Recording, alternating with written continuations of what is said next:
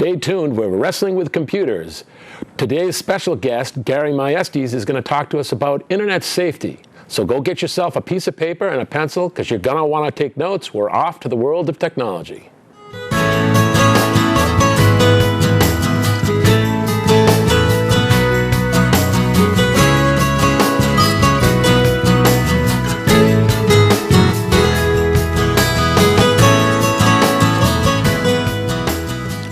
Welcome to Wrestling with Computers, a show I hope helps people with computers, technology, internet, and all the complexities of all the things that are shot at us every day.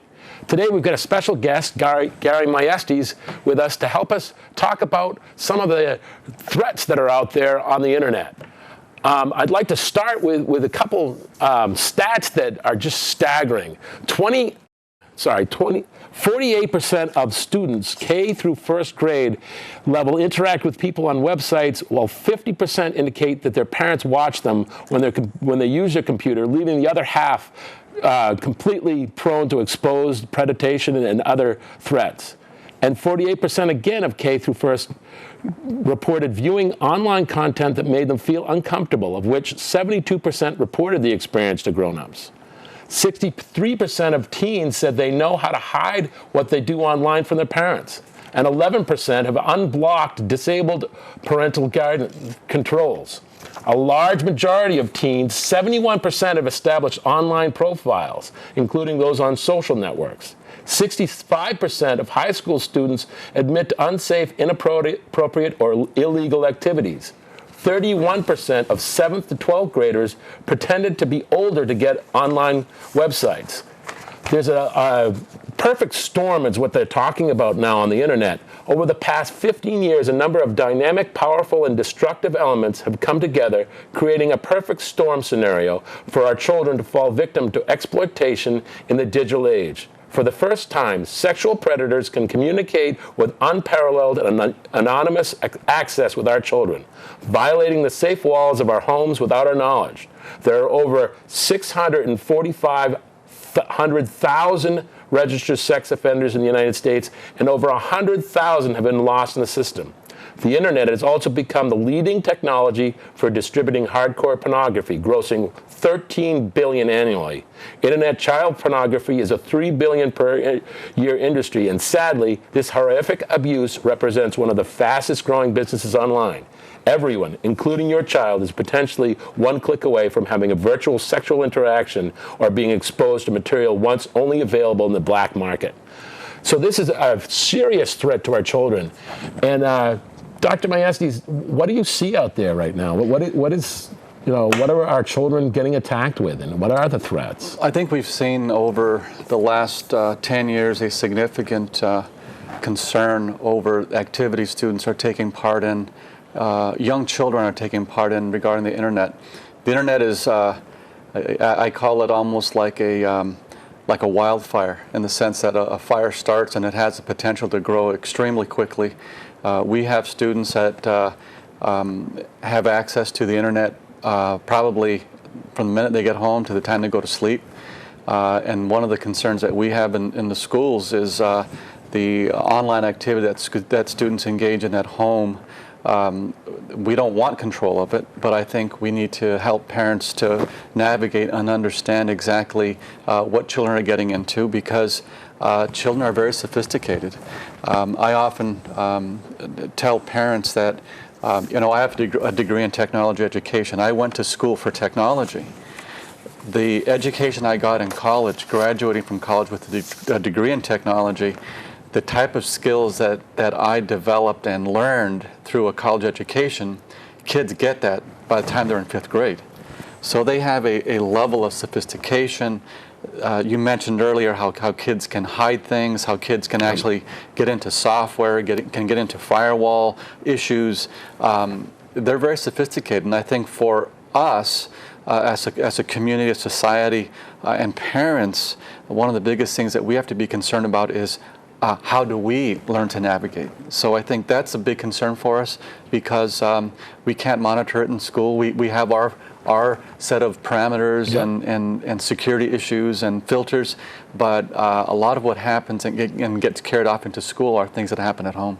And it is what I've been seeing. A lot of my clients will call up and they're, for lack of a better word, oblivious to what their children are doing. And they have, one of their stats says that 20% of children under the age of 16 already know how to get through those blocks that parents on it. They know more about the internet than their parents do.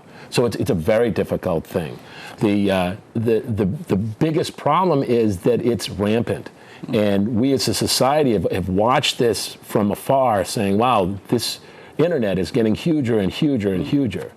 And the minute you enter that internet, it's a vast world. You're no longer in your little cubicle of a world. You're exposed to so much stuff. The threats that are out there range from, sexual content to predators to bullying. Can we talk a little bit about the bullying? Especially with the recent events that have gone on. Absolutely. We have a lot of concerns around the type of activities students engage in because, what might appear to be a generic discussion or a website that might look on the surface as something that's credible does have a level of concern. You absolutely have no idea who's on the other side of the screen, who you're communicating with. And I tell our teachers, our students, and in our school district that you got to be extremely careful about the information you're putting up on the internet. Once you put something out, you can't take it back. It's gone, yeah. And bullying is a big issue because what happens now is kids that were reluctant to say something face-to-face to somebody, they're not as reluctant to type it. That anonymity that the internet has is just... And what happens is it has a way of escalating. And the things that we try to tell parents and students all the time is, somebody says something to you that sounds very unwarranted or things that sound intimidating. That's, in my view, the point that you take a step back and not feed into that, because what typically happens is when somebody feeds into it, it starts to escalate, and when it starts to escalate, then more and more people get involved. When more and more people get involved, then it gets out of hand. And we've seen that time and time again. We have issues every single year regarding bullying, regarding threats that are made, when my kids were younger, the issues we had to deal with were about MSN, Instant Messenger. Yeah. And, we could actually see the chats, we could see the dialogue back and forth, but it's gone from that person to person to numerous people. Right. Because we have websites that are social in nature, and it's all about how many people you can get on, how many people read what's on these posts. And you could make a statement that could offend somebody that you're not even aware of, right. And it's responsible. It's a big lesson in responsibility. What you type, it's not only what you say anymore; it's actually what you put in words. Yeah. So it's a big concern for us. Do you notice that the students are aware of this? Do you feel that they know about how vast the internet is and how dangerous it is? Are you seeing the students' awareness? I think the students are aware of the power of the internet. I don't know that they're going to realize how powerful it can be until a situation that they get involved in just blows out of proportion. Because you can type it here in Plymouth, yep. But you can be in Germany, right? You can be in another country, and you can have access to that information instantaneously. So I think we've had a lot of instances where kids put something, on a social website, or they post something that they have absolutely no idea how this thing can mushroom, right. And in a matter of minutes.